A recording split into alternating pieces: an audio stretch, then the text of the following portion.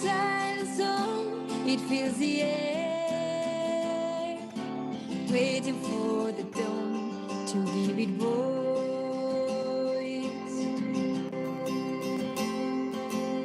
Open wide the vision of the world. Feel the love that reigns in everything. Now it's your chance to start again. Breathe in hopes of peace, of light, of love. Abre el horizonte en torno a ti. Siente el latido del amor. Ahora es el momento de empezar una senda de paz, de luz y de amor. Ven, decídete y afronta los problemas. Para el odio no habrá lugar. Un nuevo mundo donde habitar unidos para empezar y hallar la paz. Sábalo de yertzen guruan, maitasun topado sentitu. Orain hasteko garaia da, baki argi maitasun bidean. Sembrareu la pau i ja veuràs.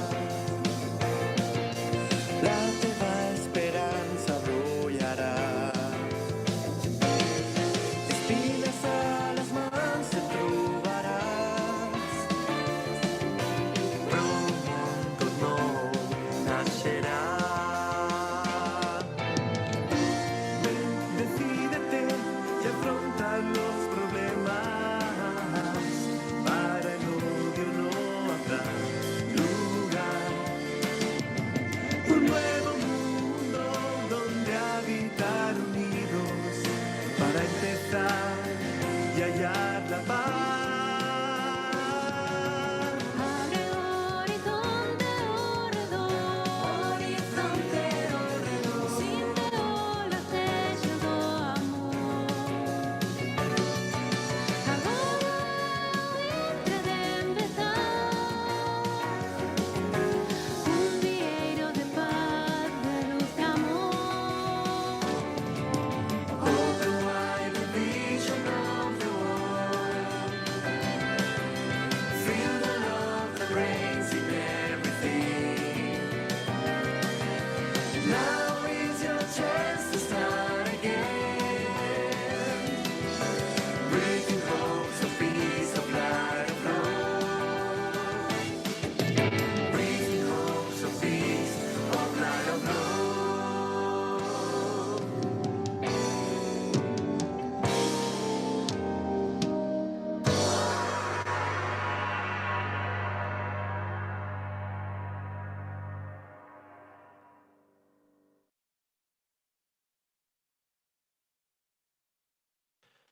You can't tell me that there's nothing left to do. You can't tell me that there's nothing left in you. 'Cause I still believe the world can live it through. All these pain and grief, there's always hope to hold on to.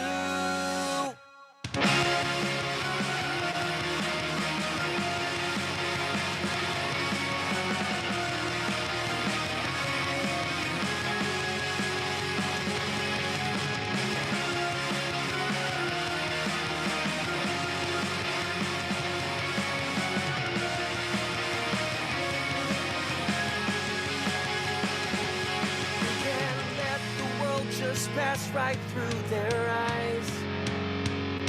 But we can't just forgo the thought of people trying to survive with these oceans of lies, where the sky seems so high.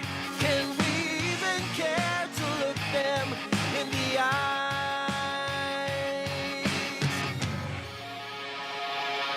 Now it's time to make a stand. Tommy, ci possiamo un attimo accordare? Reach out so they'll understand. They've never been alone. Non so, Adri, vuoi dirci una parola?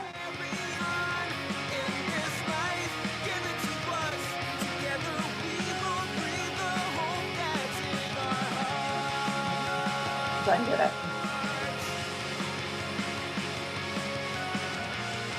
Per iniziare.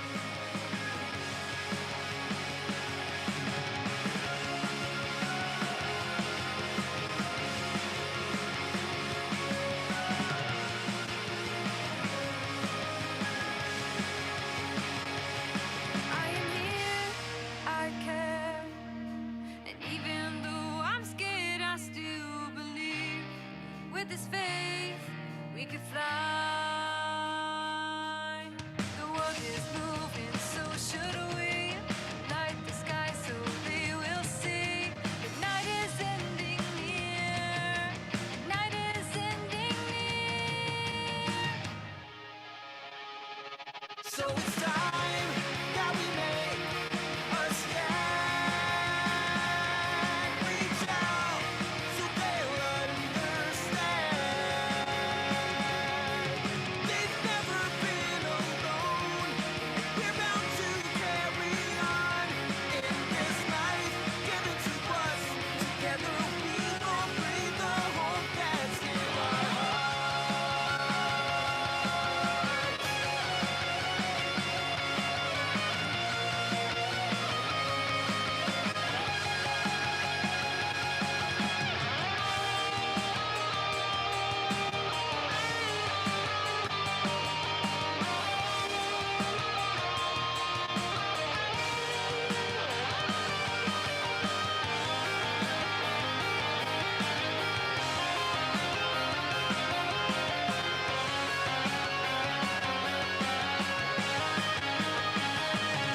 It is here, can you see? This love will set us free. Hold on to live and keep this faith so we could fly. You've never been alone. Now we can carry on in this life given to us. Together we will breathe the hope that's in. We are here. Now we make a stand. We will reach out. Now you understand. You've never been alone. Now we can carry on in this life given to us. Together we will breathe the hope that's in our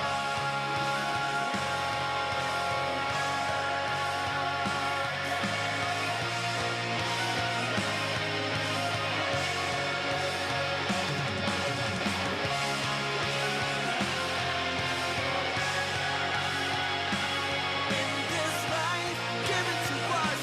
Together we will breathe the hope that's in our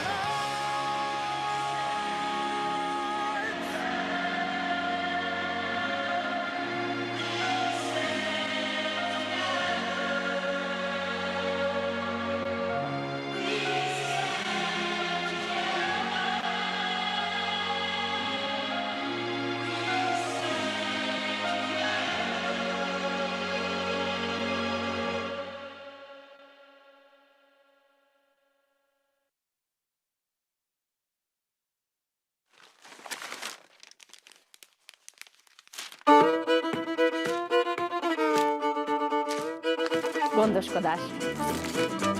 Polvoda. Care. Proteger. Забота. رعاية. Prendre soin. Ter atenção. Sorge tragen. Niaisu. Cuidar. Aruga. Curar.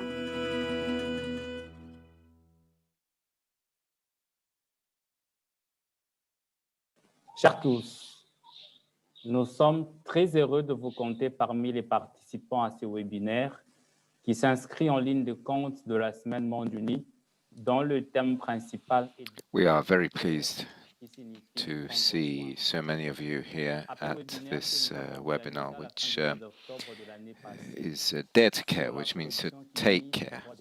We organized this webinar at the end of October last year on the issues pertaining to Africa. So this is a webinar about migration and the consequences which come from overpopulation, which derives and becomes poverty in Africa. Migration is one of the greatest scourges, and it provokes very sad consequences in Africa. Many young people looking for peace and for happiness undertake dangerous paths in order to go to Europe or in America. Some of them die along the borders dividing the various countries, whereas others drown in the sea, which divides the continents. Others, furthermore, reach their destination, but then end up as slaves or illegal workers. This is the story of these two young people prove to us how, due to an educational system which falls short, inhumane journeys towards rich countries are an outcome. And in this webinar, not only will we listen to the story of these two young people, but we will also see and listen to and discuss the responsibilities arising from this phenomenon. We will conclude with the story, or rather the letter that Yaguine and Fodè have written to the European leaders. So we start with Eugène, a young engineer, an environmentalist, and is an expert on healthcare and hygiene. He's a member of the Focolare movement in Yaoundé, and he will tell us the story of Yaguine and Fodè. Over to you. The story of young migrants, Yaguine and Fodè Tounkara. My name is Eugène, and when all this was happening, I was 20 years of age, and I lived in Conakry. This is near the airport, in the district near the airport. And I went to school. I had my own dreams, that of studying and becoming a doctor. And as happens usually in Guinea, many adolescent teenagers meet in bars, in the local football pitches, and along the shores of the lake, discussing everything. But the main theme we talked about was, in fact, migration. Some young people steal from their parents and then disappear. Yaguine and Fodè were teenagers from poor families, and when they were 14 and 15, they dreamed to leave Guinea like many people coming from this country, looking for a better life and the opportunity to be able to study. They wanted to travel to Europe by plane, with friends.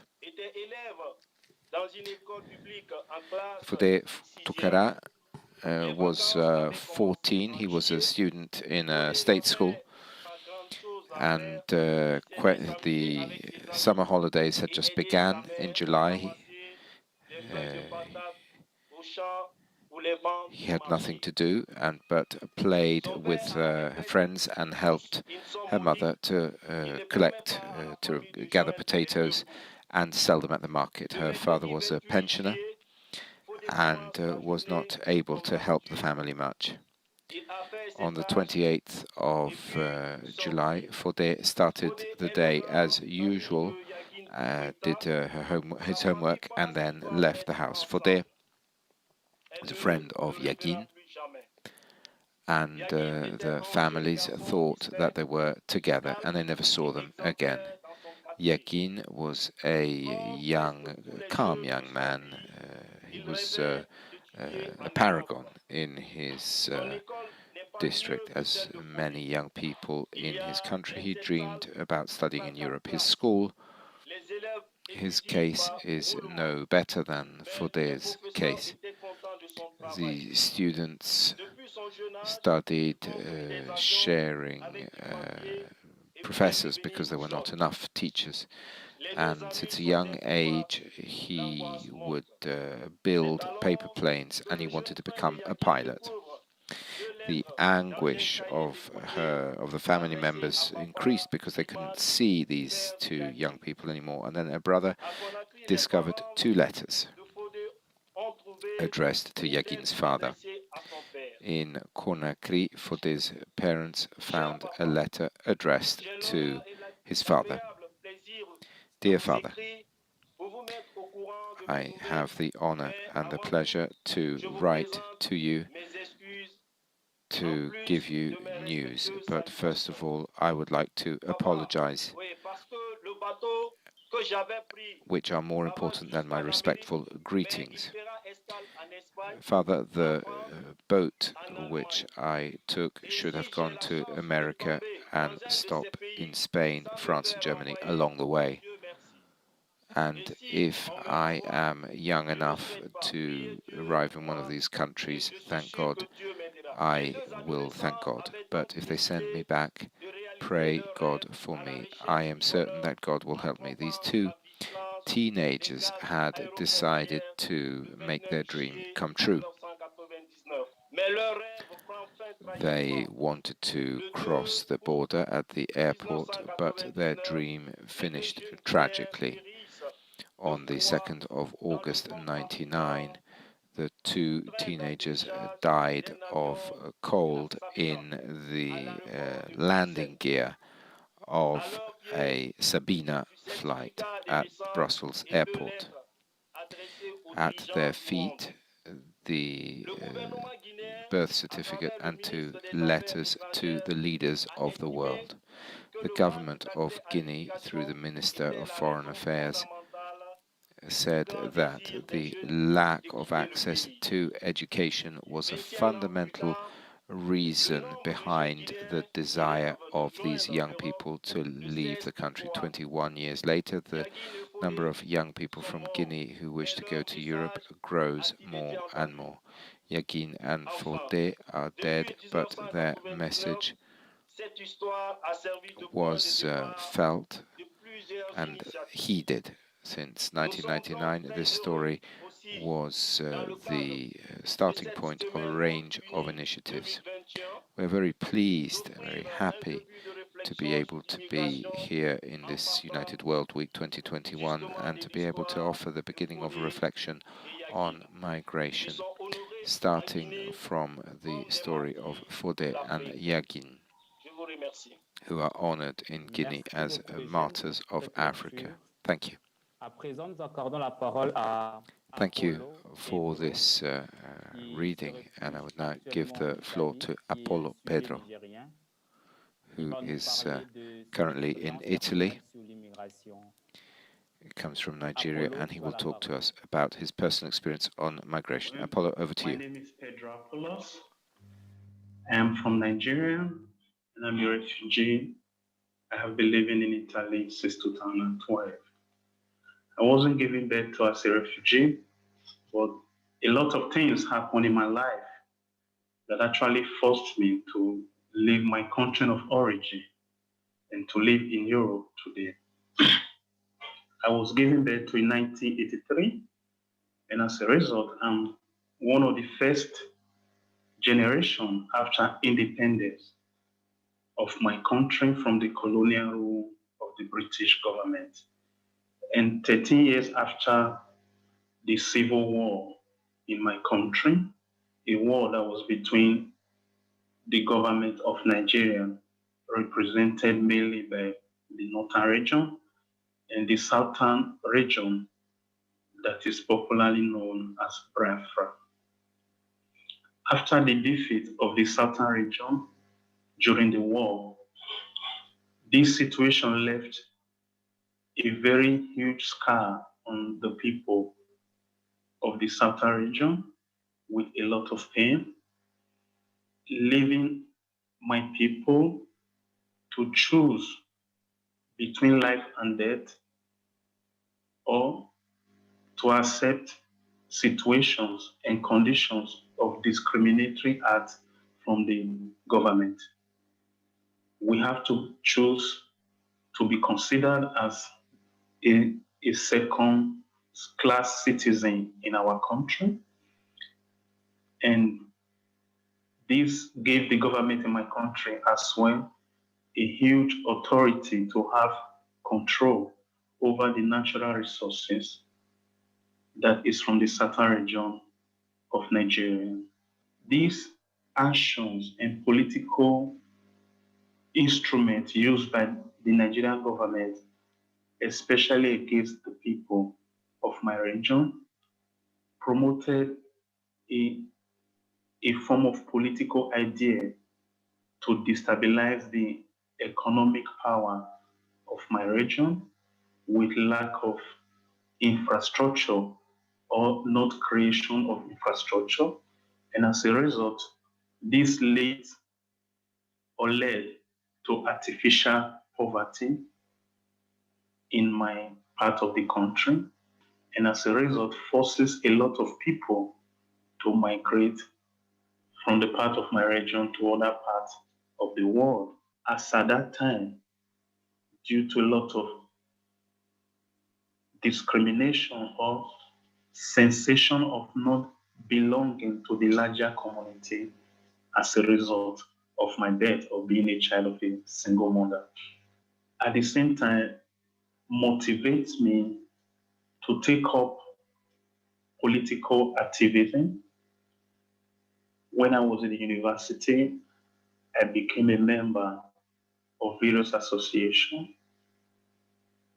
with the aims to fight for human rights and to give a sense of belongingness and dignity that I believe our people really need to live peacefully together. These activities that I was involved in, this political movement and social movement, so to say, because I wasn't a part of a political party, actually attracted the attention, led to me being persecuted and other grave consequences, and even with the threat to be in prison without justification. All of these threats against my personal life make it very, very difficult for me to continue living in my country of origin. As a result, I had to make the decision after realizing that it wouldn't be possible for me to continue my activism with the hope to give voice to those that actually don't have them. So after our last manifestation, and after which I was attacked, I made the painful decision to leave my country so as to be able to save my life. It wasn't an easy decision to make because 3 months before this time, my mom was attacked and killed by the group called Boko Haram when she went to the northern part of my country to buy some food products, which we sell in a market, in a local market called K2 in the part of Lagos, which is in the western part of Nigeria. And at the same time, my younger brother at that time couldn't support the situation that we found ourselves and decided to leave, run away from the house in specific. So I find myself in a situation whereby I was not losing my family alone. At the same time, I was also losing my country, my friends, and my colleagues. I mean, people that were dear to me and that have always supported me along the way.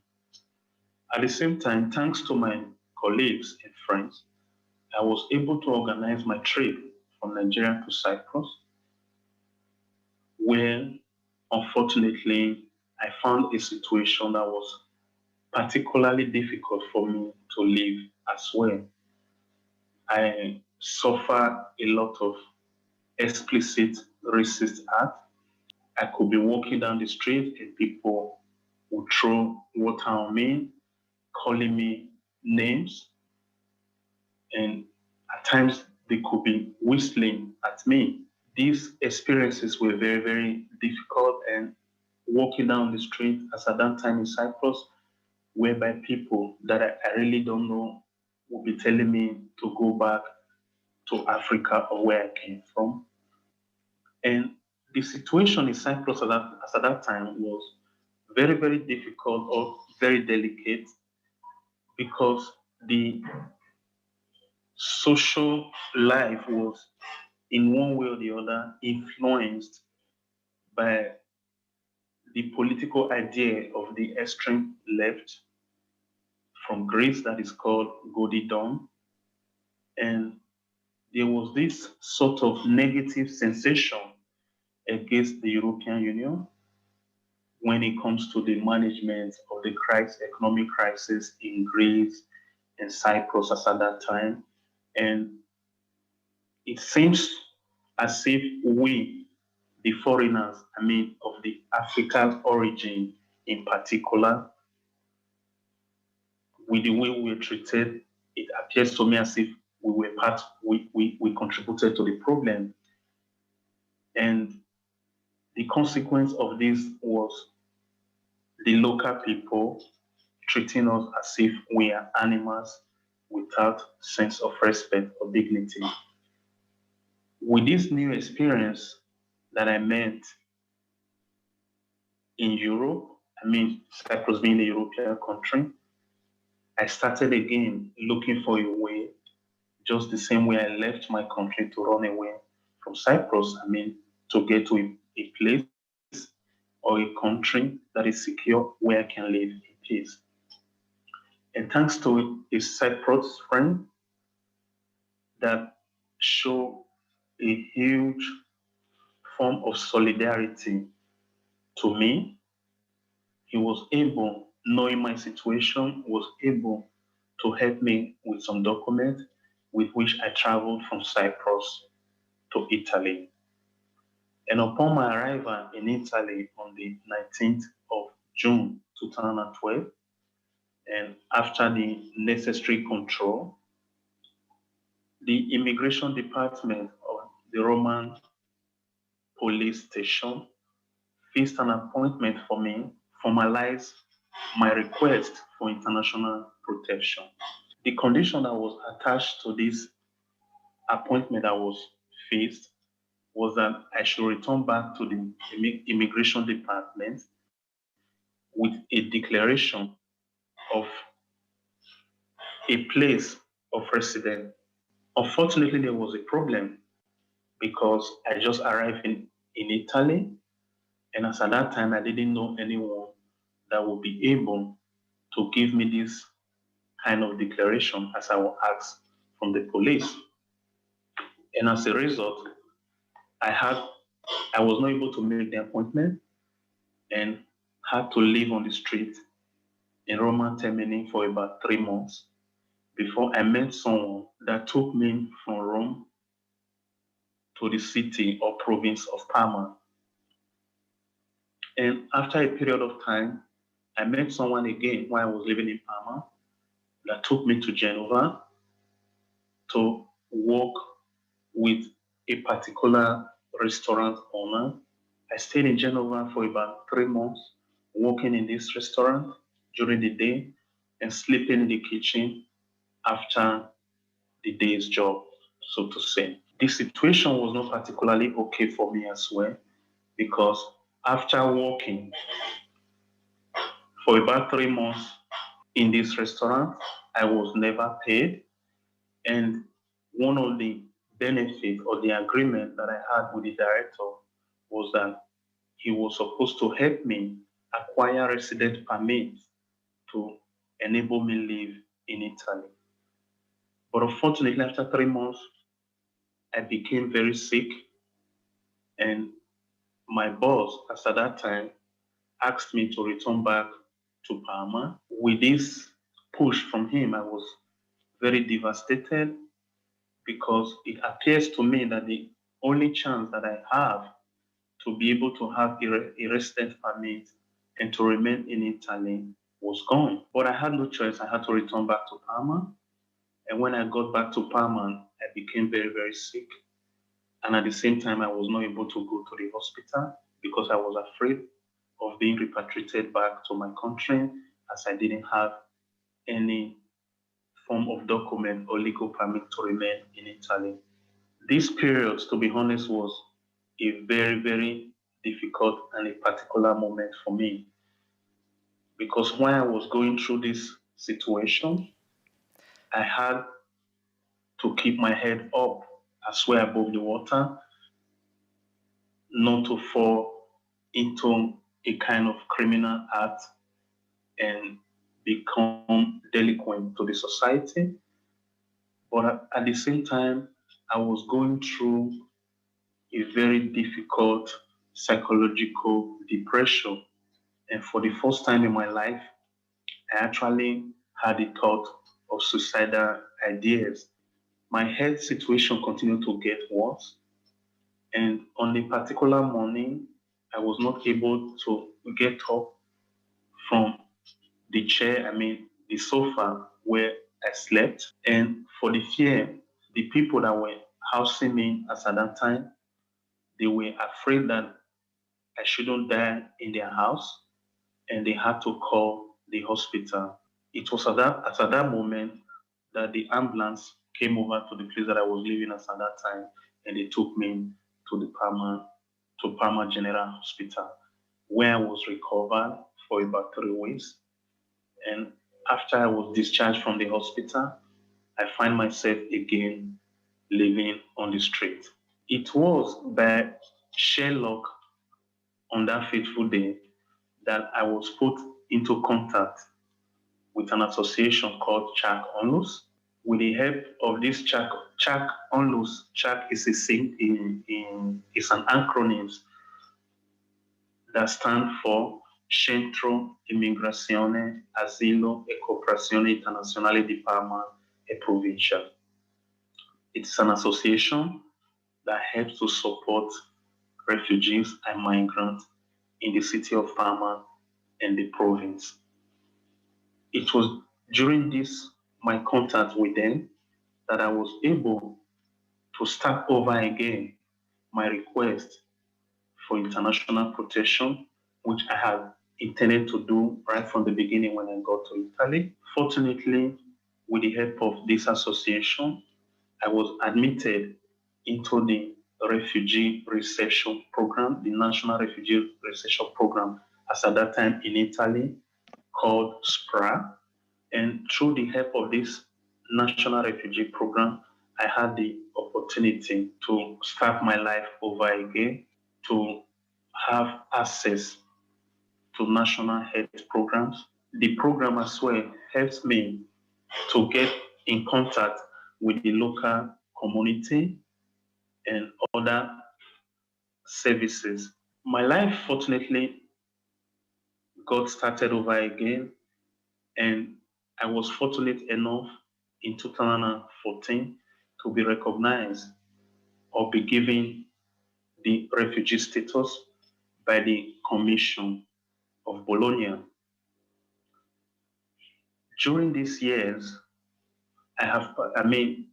right from that time to this date, I have been able to participate in various refugee integration programs, and have been able to have the opportunity as well to live with some Italian citizens in a project that I participated in that is called Tandem.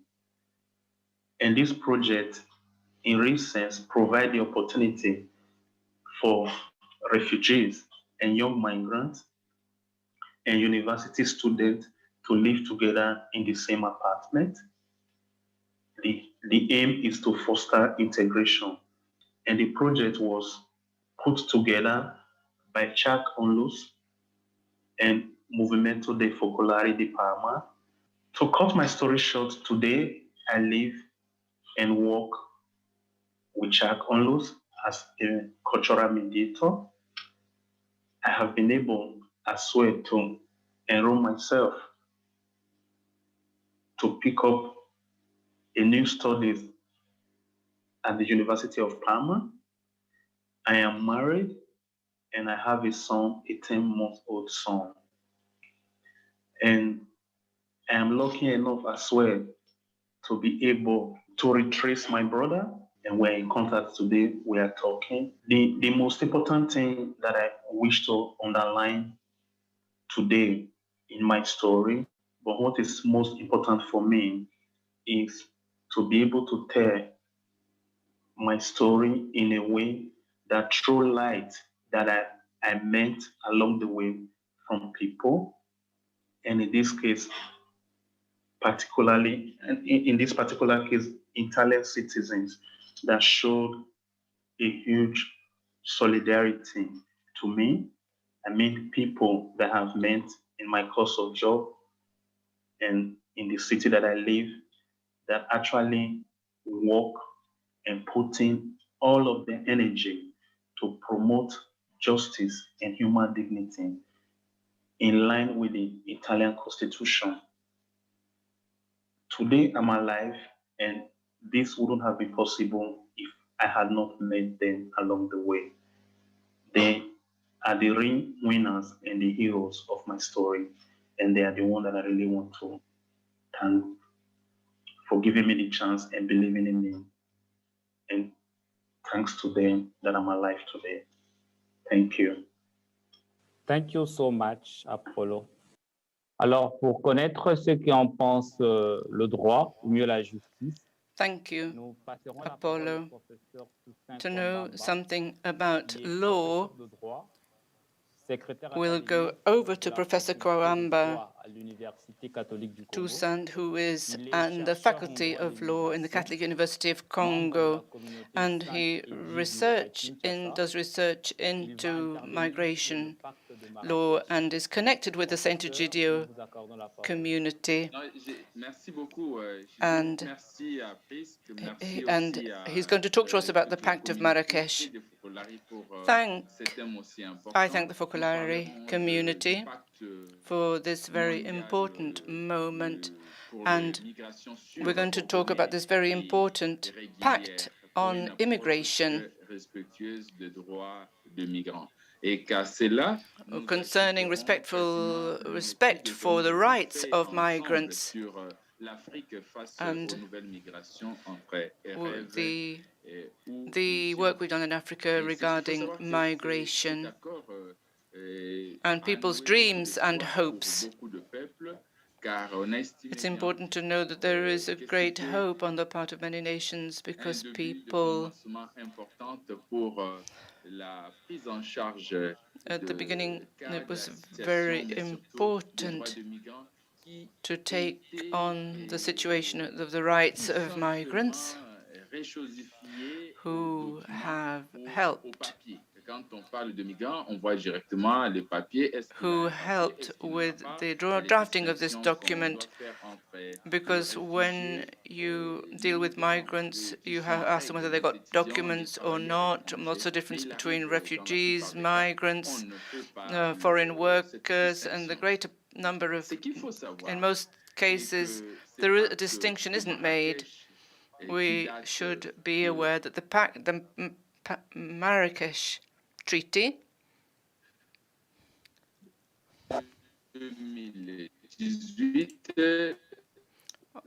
of 2018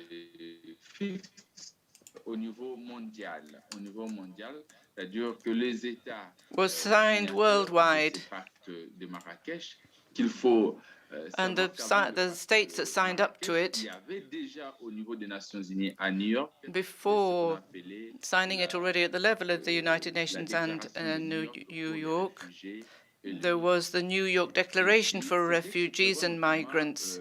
La lutte en amont contre les facteurs négatifs et les problèmes structurels qui poussent les And it's a struggle against negative factors and structural problems that burden the people who are attempting to leave their country.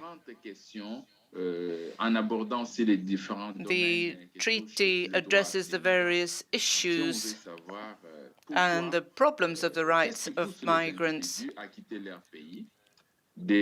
and exploring what it is that actually pushes people to leave their countries, and trying to make the migratory process or the migratory routes less dangerous and for people to be welcomed and received more positively, and especially to avoid trafficking in human persons, which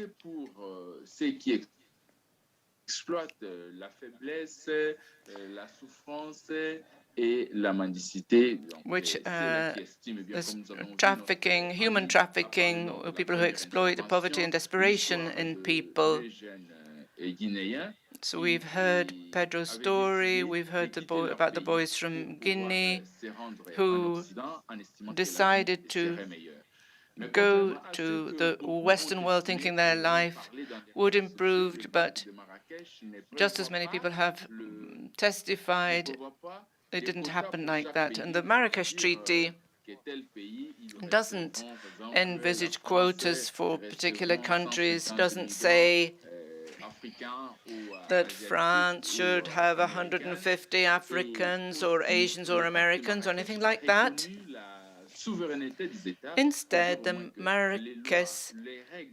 treaty recognizes the sovereignty of states and seeks to enable the correct categorization of people in order to respect human rights.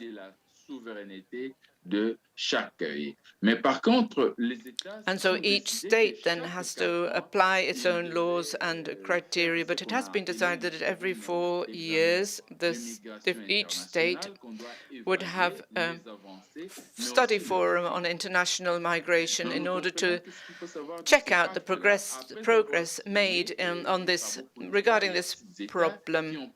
So many states did sign up to the treaty, but there were others that didn't sign it, like the United States of America and some other countries. But what we should be aware of that the Treaty of Marrakesh constitutes a hope for humanity,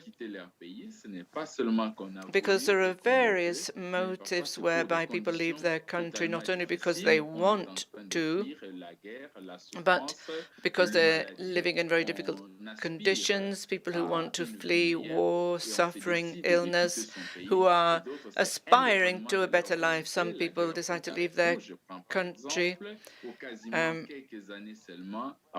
independently of their own will because there's a war going on. So very often countries become unlivable impossible to live in because there are no industries. There are many countries in Africa considered developing countries, but one can understand that in the present context,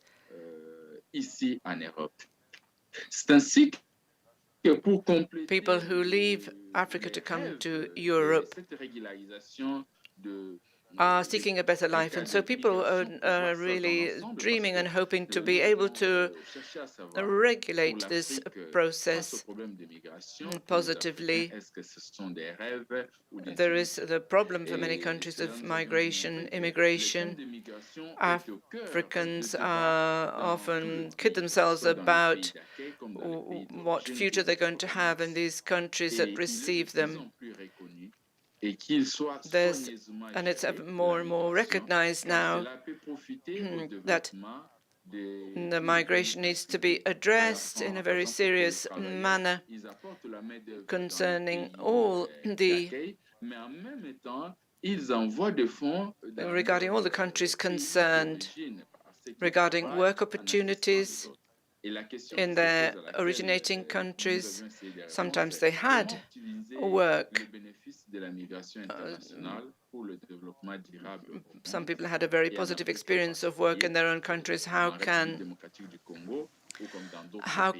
this migratory process be used to enable sustainable development, not only for Africa but other parts of the world? So we have done some studies with the Catholic University in Congo, the Protestant University in Kinshasa, and another one in Goma.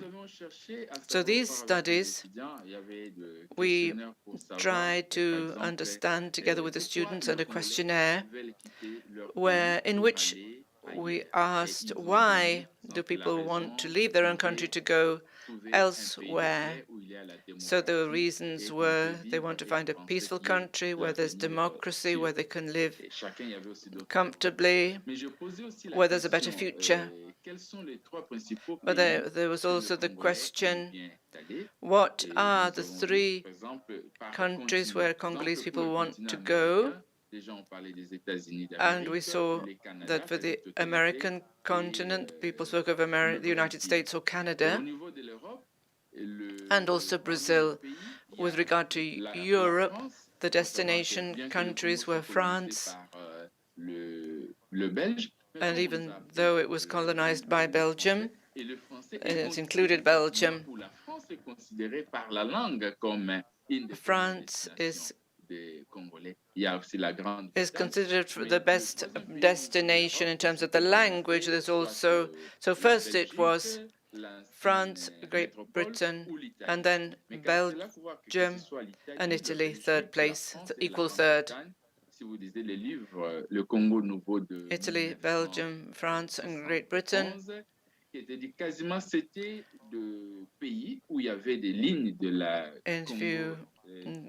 Congo achieved independence in 1968. And then it became Zaire. It took the name of Zaire. There was South Africa, Nigeria. Then there was Angola, Ivory Coast, or Morocco. So the question that was then asked is, why do foreigners come to Congo? Are they coming to help the Congolese people, or are they coming for their own interest? The answers were they come for their own interests. I asked my students, if you had the chance to go, where would you go? They said France, Italy, or Angola, and so on. So even though I asked,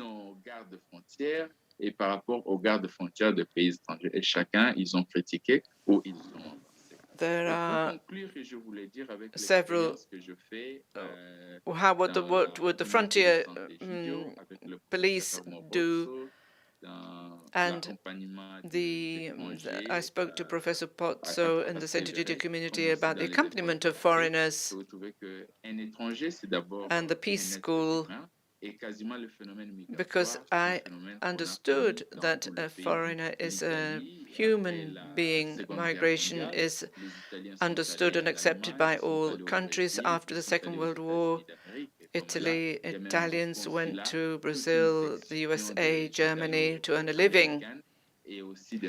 So there are many Italo-Americans. Similarly, the Angolan people who came to Congo, people who went to South Africa, the English came to Rhodesia, Zimbabwe. So the world is becoming a village in which each nation can't live without the others. And so we must think that a foreigner isn't someone who comes to destroy, but as another me. This person is another me who can make a contribution towards our good and share in the development of our country and the country that welcomes him or her. So I thank you very much, Professor, for this short input. We might ask whether migration isn't a negative factor. It can bring advantages to migrants and to the country that receives them.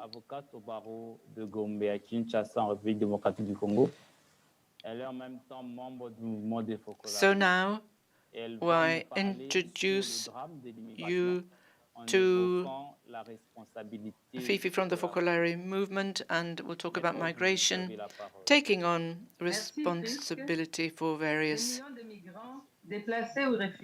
authors. Thank you. Many of migrants or refugees seek a new country, a new homeland in other continents. And the fact that it affects so many countries shows all the different types of poverty that people still try to cross deserts and oceans, searching for oases of peace and prosperity and a better education and a greater freedom. But unfortunately, they encounter all kinds of violence and exploitation. They end up in prison and often they are killed. Some states have very harsh laws against them because many people consider migrants as a burden. They look at them with suspicion and as a danger. They see that they're insecurity. And so this idea generates xenophobia and racism. But in this way, the migrants themselves, therefore, are constrained because of their precarious situation to work, being paid very little and do humiliating work. Human conscience could only be indignant in front of all this migration across continents becomes there a multidimensional tragedy affecting the human capital of Africa and provoking destabilization or destruction of families. The problem of migration, which the Pope speaks about in one of his exhortations, many Africans and young people want to see an Africa that's standing on its own 2 feet, happy to give and receive. Article 13 of the Universal Declaration of Human Rights says that every person has the right to free movement and to choose where they wish to live within a state. And it goes on to say every person has the right to leave their country and the right to return to their country. Inequalities in the application of this right to circulate freely are various. People can bear witness to the fact that applying this, that not many countries actually do this. If an African goes to Europe, they're a migrant, even if they're not a refugee. But when a European comes to Africa, they're always an expat. Despite the dramatic situation, we have to hold our heads high and take on responsibility. Many books have been written about this in Africa from the end of the 1980s.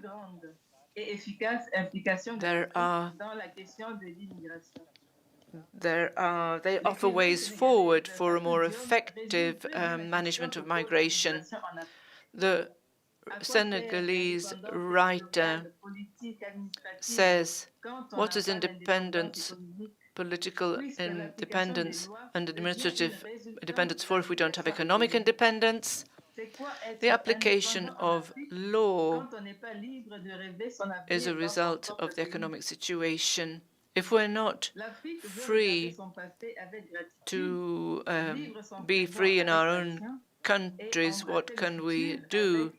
Africa needs to look at the past, live the present with hope, and look to the future optimistically.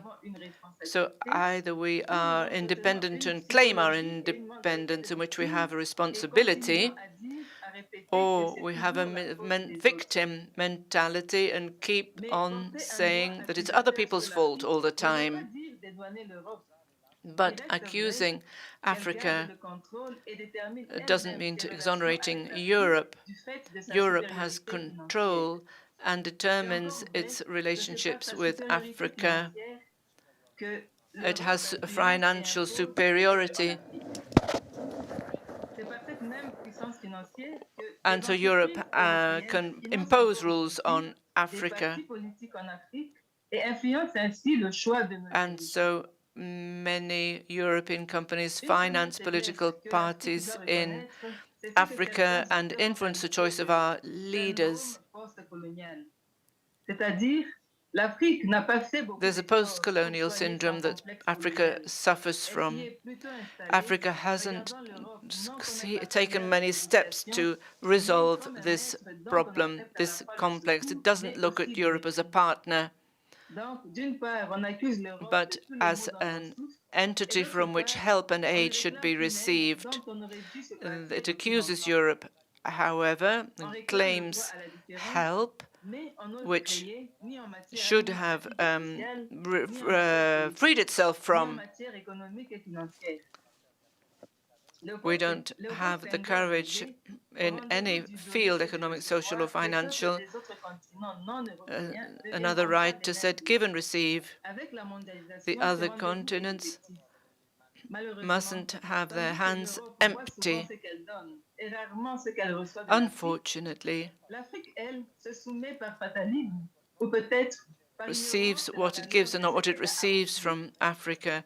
And Africa submits fatalistically because it isn't aware of the values that it has to give of its own self. So Africa remains dependent on other countries. It's true that there is blame in Europe, but we can't always live accusing Europe of our problems.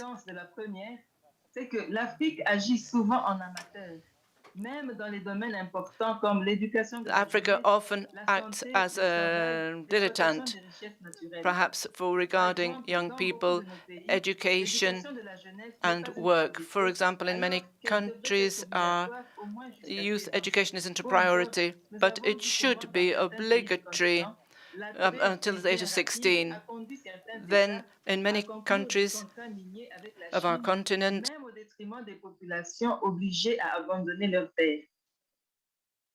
nous avons fait l'expérience depuis les indépendances qu'agir en amateur dans des domaines aussi sérieux. We have contacts with China, for example. Elle doit apprendre des autres et échanger sans complexe.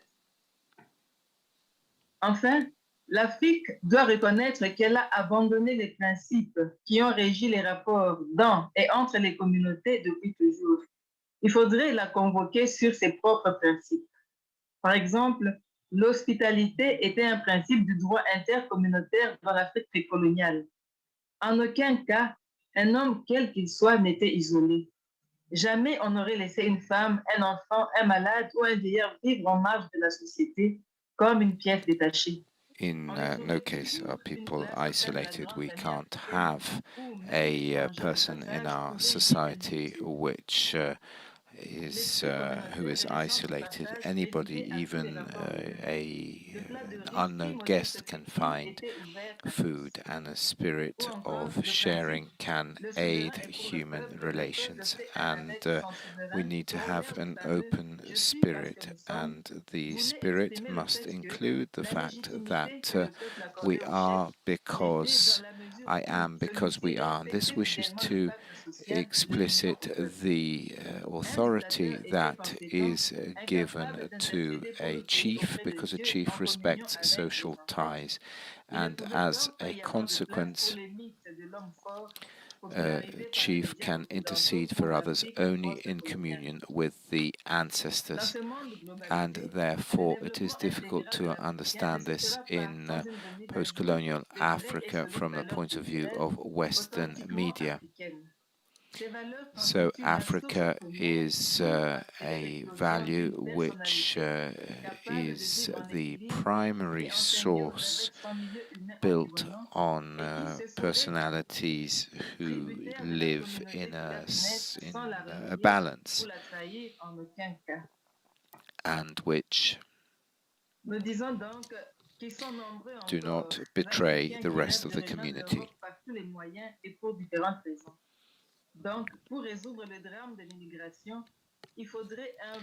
So, in order to summarize the whole issue of migration, we really need a partnership between Europe and Africa. We need to stop complacency and aid to development in order to become a transparent partner. Africa needs to enter into this frame of mind as well. It is about accessing economic independence, and therefore Africa should take control of the prices of her raw materials. It's a long path. Africa needs to reflect on the way they can attract benefits of migration so that migration becomes a stable and safe resource. There will always be Africans who travel, but we need agreements between Africa and Europe in order to decide a certain quota of persons who can come or go. Therefore, we need to help young people who no longer recognize the current situation. Africa continues, therefore, to hope, and I would like to thank you. Thank you very much. Thank you to our legal expert, our friend, who is directing us towards a sense of awareness, but at the same time underlines awareness from both sides. And now, in order to conclude, I would give the floor to Madi, who will read to us the heritage that Yaguine and Fodè have, the legacy that they have left. This is the message which they have addressed to all European leaders. Over to you. Mr. Members and officials of Europe.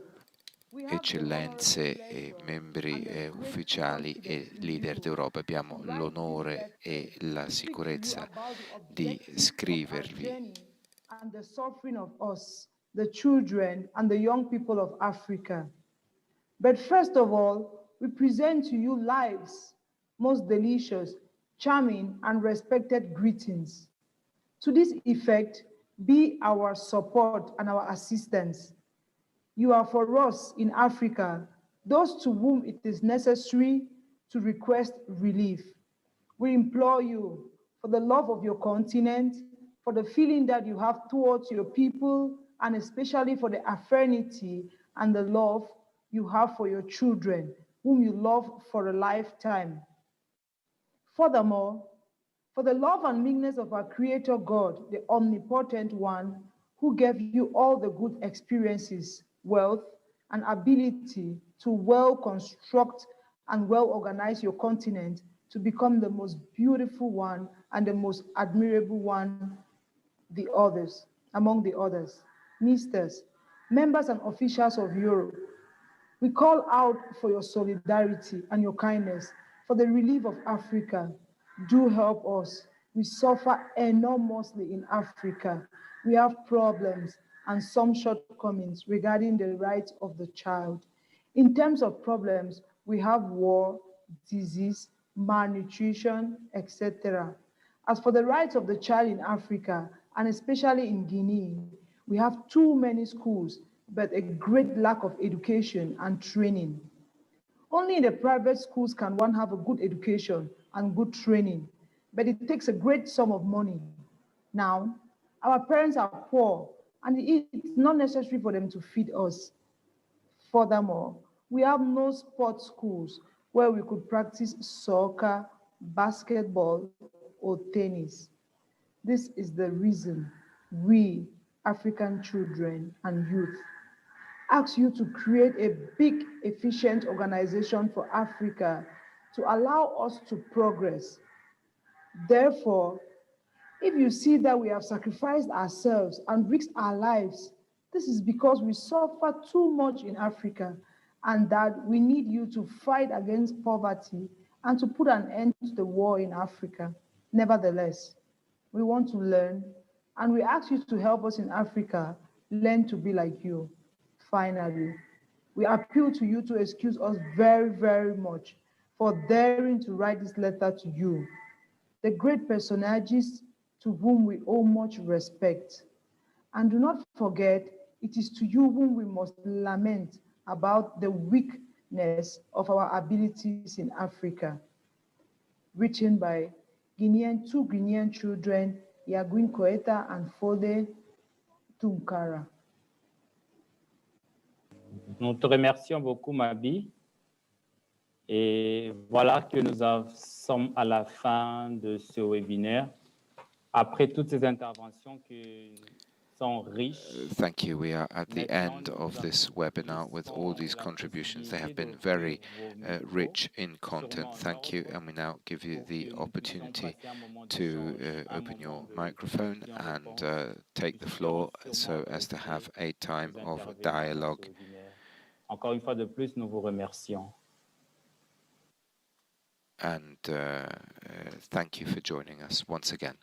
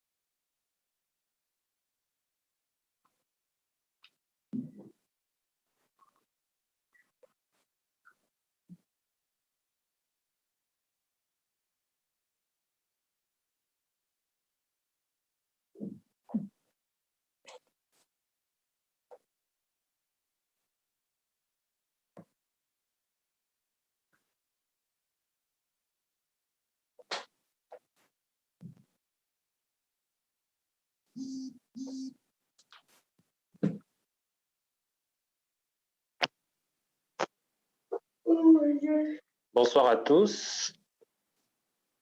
Après avoir suivi ce webinaire, l'espace nous est laissé pour poser des questions. Thank you to all those who have followed this webinar. This is a space for you to ask a question, and this webinar, and certainly you have some question, and you can write it in the chat, and our speakers are ready to respond.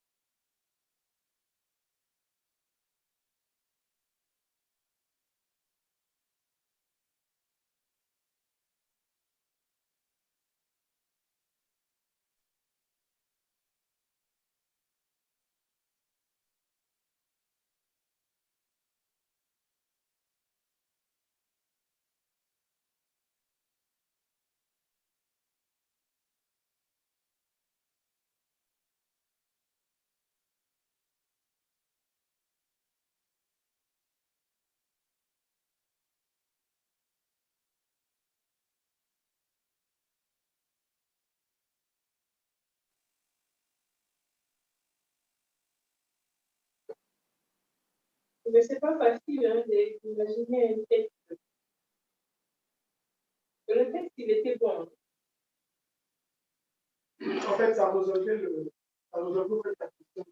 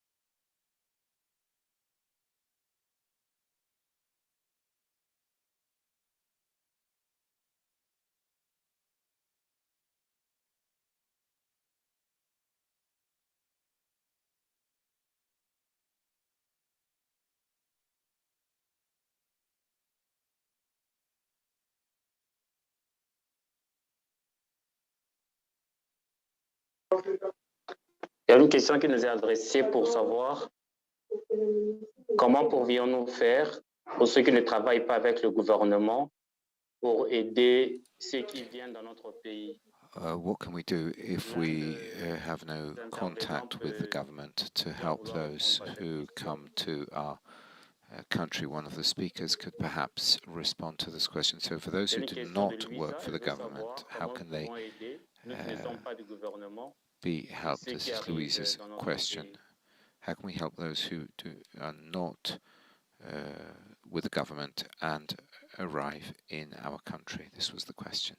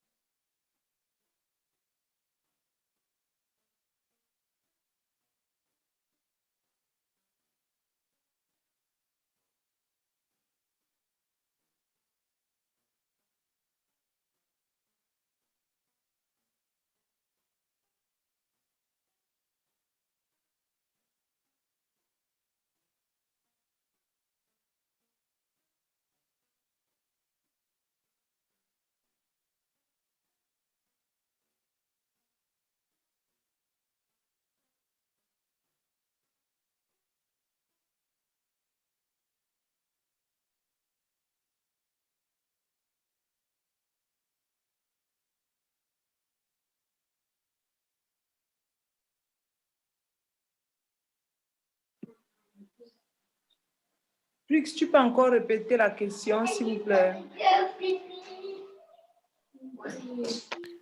We're just going to ask to repeat that question, please. Je disais qu'il y avait une question de Louisa. Oui. So we have a question from Louisa,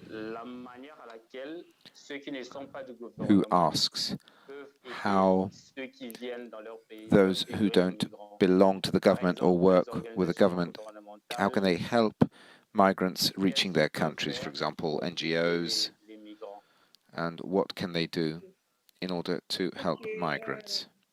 I'll answer in English. Okay. Question, and I will speak in English. Yeah, and it's almost similar to what we are trying to do in Cameroon. I just go straight to the point.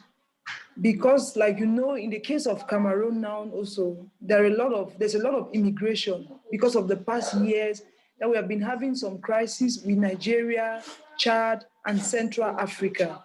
So in this zone, there is a lot of immigration, a lot of immigration. And you know that Africa it's a continent that we are not so used to immigration, because most of the people always prefer rather to go abroad. But now in Africa, we are already getting used to the immigration style, because of the wars that are found, especially in the northern borders. We are having a lot of immigrants coming into our countries. And to tell you the truth, even at the level of the government, it's not easy for them to really put hand into these people who are coming in from other countries. So it's not something that is not easy. So what we are trying to do is that even among ourselves, even in some quarters, even in everywhere now, you find people that are from different countries. So we have taken it into ourselves to also do our own very little part. We must not wait for the government to do everything. As members of the Folklore, as Youth for United World in Cameroon, as United World ambassadors, what we are trying to do is that we are looking at the position of the street children who are immigrants also. Because to tell you the truth, a lot of people become immigrants, and then when they don't have homes, they live on the street, and you think that they are street children, or sometimes you think that maybe they are mad or something. But it's just because they came into a country where they have nobody, they have no place. And I think that, just like the question went, organizations and other things could take that as as something that they can also do. So for us in Cameroon, we have tried, and we are trying to identify some of these children that are on the streets that are immigrants, and see how we can do. Like, for example, the question has just come at a good moment. During this United World Week, on the 9th, that's on the 10th, on the 9th, which is going to be a Sunday, we are going to be together with these children that we have identified, and to tell you that there are like 150 of them, 150 children that we are going to be with them on Sunday, like, to really understand. You know, the first part of it, the first stage is always to understand, to create a family lien, to be with them before you start asking a lot of questions. And the good thing is that we have also registered ourselves under the Service Social, because it's very important to also know, the government should know that you are doing this, because if not, there is a lot of disorder on the streets and this. So yeah, I think that if you are vigilant enough, you can also find some of these immigrants around you in the street, in places. That's what we are trying to do. It's a very difficult task, but I think, together and as a group, we are up to it. So thank you for your question, please. Merci beaucoup, Mambi, pour ton intervention. Je ne sais pas s'il y a un autre intervenant qui veut faire un commentaire là-dessus. Thank you for this question. I'm not sure if there's any other speaker who wishes to integrate and comment, perhaps Professor Kumwamba or Fifi, if you have any comment, please. Maître Fifi, vous êtes là? I don't see the professor any longer. Fifi, perhaps? Our legal expert.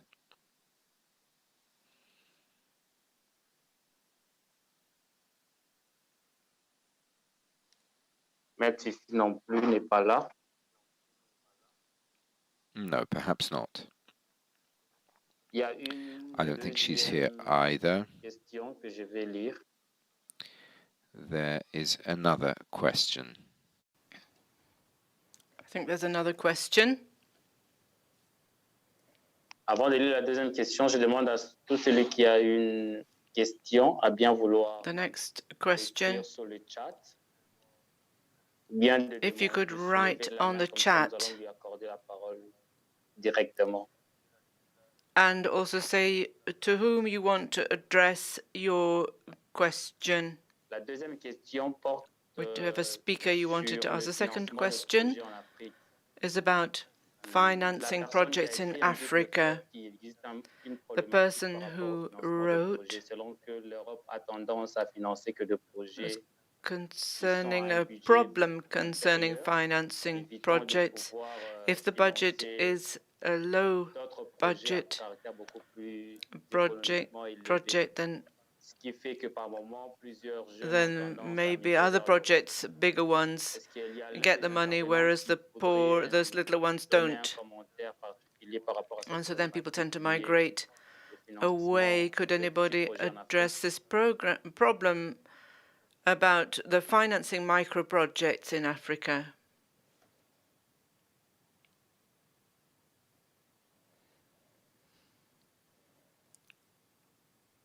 Mabi, tu es présent, voudrais-tu intervenir?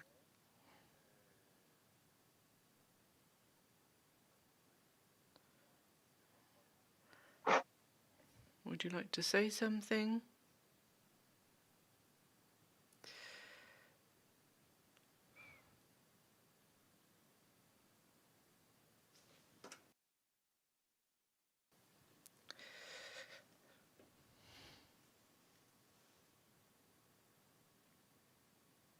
Tu as quelque chose à dire, Mabi, sur cette problématique liée au financement de...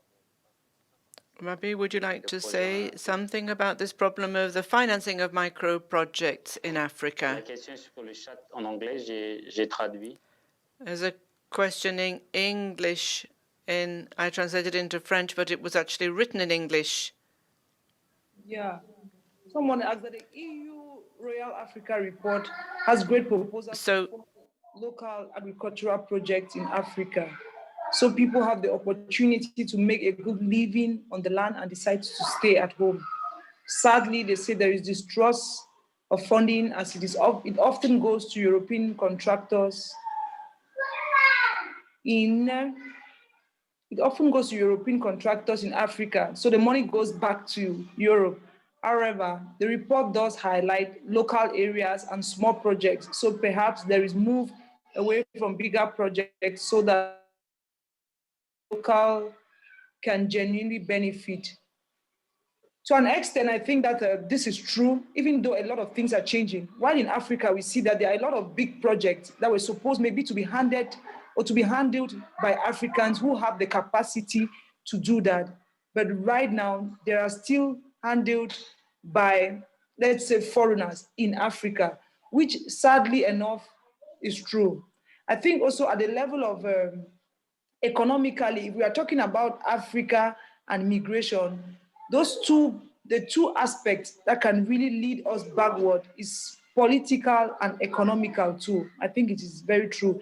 So if economically we are not standing on our feet also to handle some of those projects that come from abroad and they are still handled by people from abroad, I think that is also, it is a little crisis still for us. But like I said, I think there's also some change because we can also stand ahead to show that we are capable, we are able. For example, some of those projects that the economy of communion has to handle in our country or in Cameroon, for example, we the young people we take the lead. We have had like 2 projects. In 2007, we took the lead of a project. In the beginning, it was difficult because you think that maybe you're not able to, because sometimes people make you to feel, or the environment or society makes you to feel that there are some things you cannot do. Only foreigners can do that. But I think that Africa also, we are going towards a direction which we are already understanding that we also have to take things into our hands. But taking things into our hands also means that we have to be serious about what we do. We have to be transparent. We have to. So I think that it's a very good move already in Africa because we take the things into our hands, because those are the kind of things also that can make us to stay on our mother ground, can make us to stay where we belong. If you don't have anything to do, if you don't have anything to eat, if you don't know how to feed your family, the next thing that comes into your head is to migrate.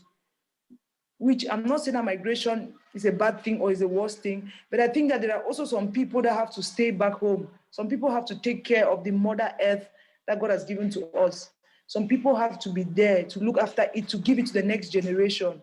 So I think that is also our place in Africa, which is already going to that direction, that we handle these projects also, so that we can also in turn recruit our own people. We recruit local people who can stay back, also work into them, and also put food on their various tables. It is a process going on, but I think that it is very possible and very visible. Thank you.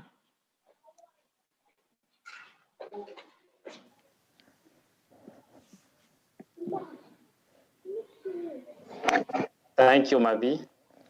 J'avoue ta participation combien efficace.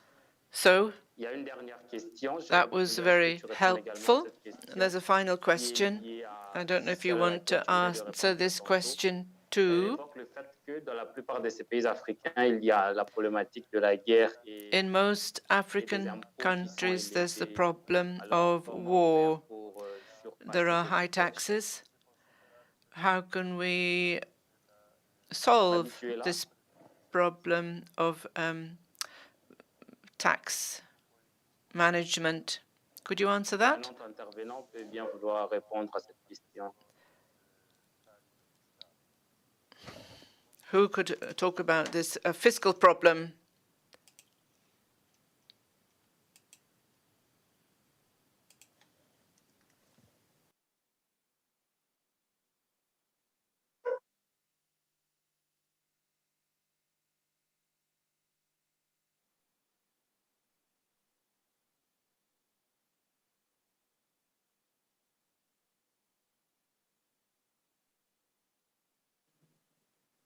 Oui, puisque la question, c'est quoi? Parce que moi, j'étais déconnecté pour les réseaux. What is the question? I was offline for a while. If you don't mind repeating the question, please. Allô? Je pourrais répondre. I'd like to answer. I'd like to answer, but if you could repeat the question, please.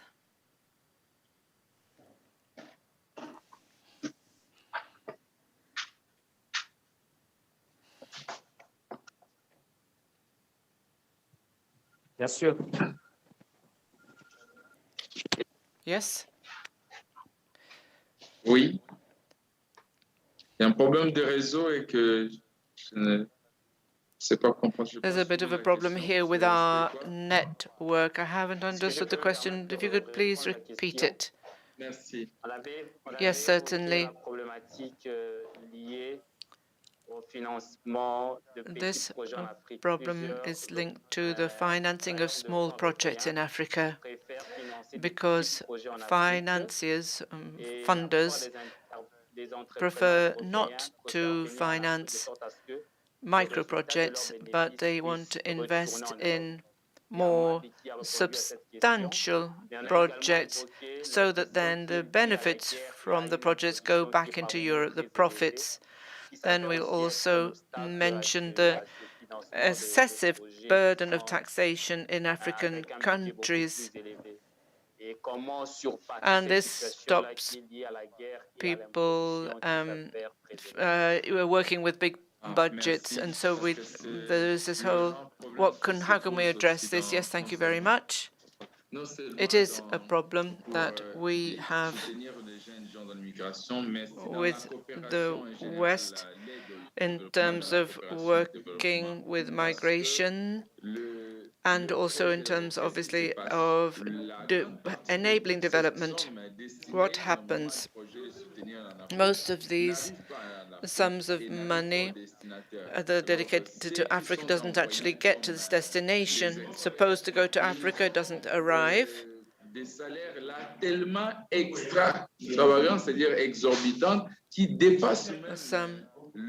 Some people have such high salaries that it's higher than the actual money being received for the project. So this money isn't to the advantage of Africans themselves. The money goes out from one coffer to another, and the people who sent the funds don't get any account for it, and they don't get any feedback or confirmation or acknowledgement. And so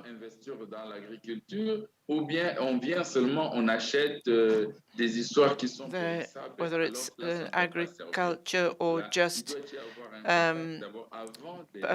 perishable goods, so you have to get in touch with people before the investment occurs in one country or another of Africa. Et après, maintenant, concerning so therefore we need to understand how to invest and do some check up on from the point of view of the funders and the associations to see where this money went, whether it truly benefited the local population.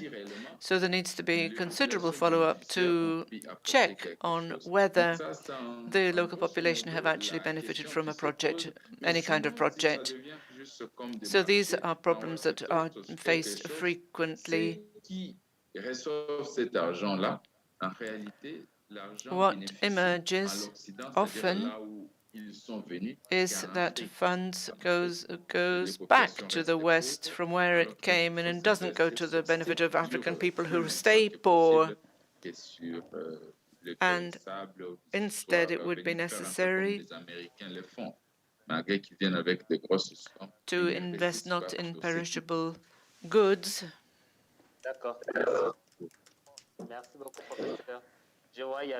But projects that can actually continue and be to the advantage of the people. There is another question in the chat, but we haven't got much time available. There's a question about migration. As a citizen seeing the problem of migration concerns young people, which is can be so harmful for them. And is it possible to create good local and national situations, invest in an educational system and the social evolution of the people to create work in our own countries,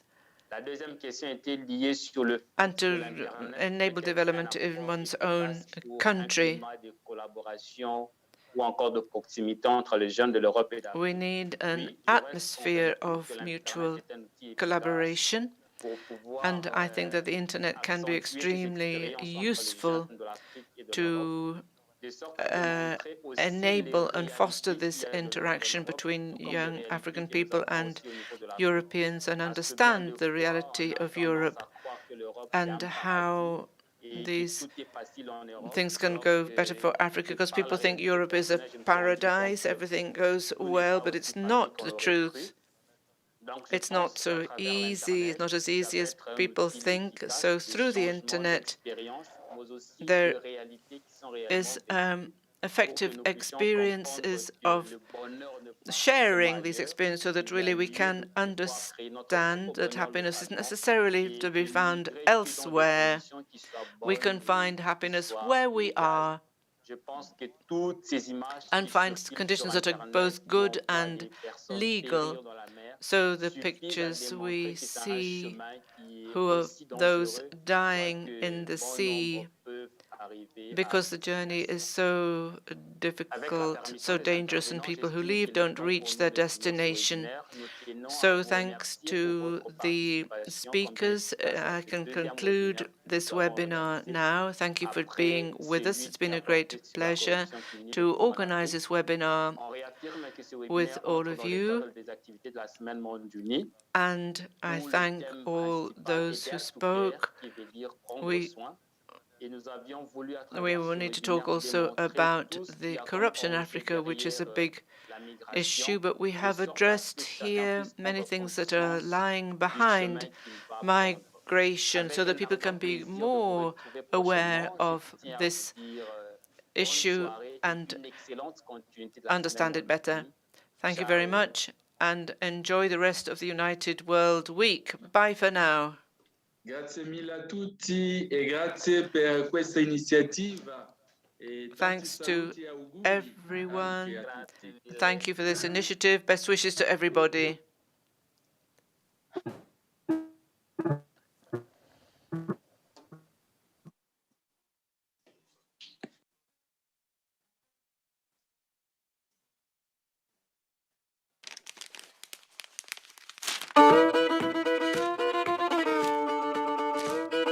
Gondoskodás. Hol voda.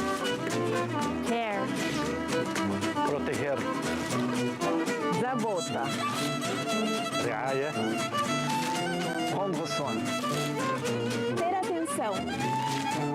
Sorge tragen. Niaisu. Cuidar. Aruga.